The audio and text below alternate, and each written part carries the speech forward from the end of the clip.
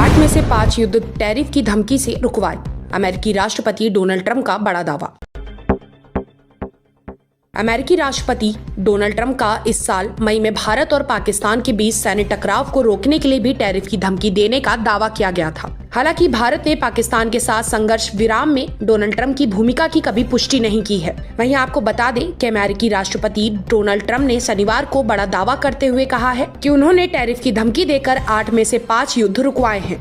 साथ ही अमेरिकी राष्ट्रपति ने यह भी दावा किया है कि टैरिफ के चलते अमेरिका को दुनिया भर के देशों से खरबों डॉलर मिल रहे हैं। साथ ही उन्होंने ये भी दावा किया है कि टैरिफ के चलते अमेरिका को दुनिया भर के देशों से खरबों डॉलर मिल रहे हैं।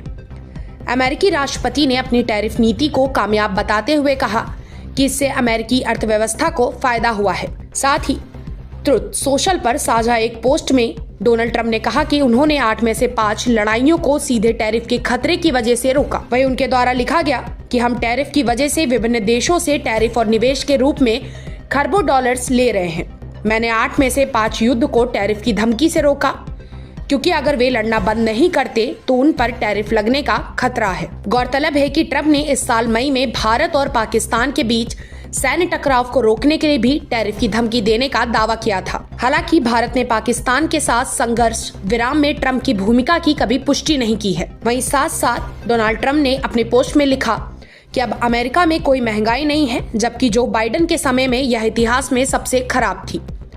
वहीं उनके द्वारा ये भी लिखा गया कि स्टॉक मार्केट 9 महीनों में 48वीं बार ऑल टाइम हाई पर पहुंच गया है। उन्होंने इस बात पर जोर दिया गया कि टैरिफ ने अमेरिकी अर्थव्यवस्था की मदद की है और अमेरिका को लूटने वाले लोगों पर निशाना भी साधा। वहीं उन्होंने ये भी कहा कि अभी अमेरिका में अब तक का सबसे अमीर, सबसे मजबूत और सबसे इज्जतदार स्थिति में है और इसकी वजह उन्होंने खुद के राष्ट्रपति चुने जाने और टैरिफ को बताया है।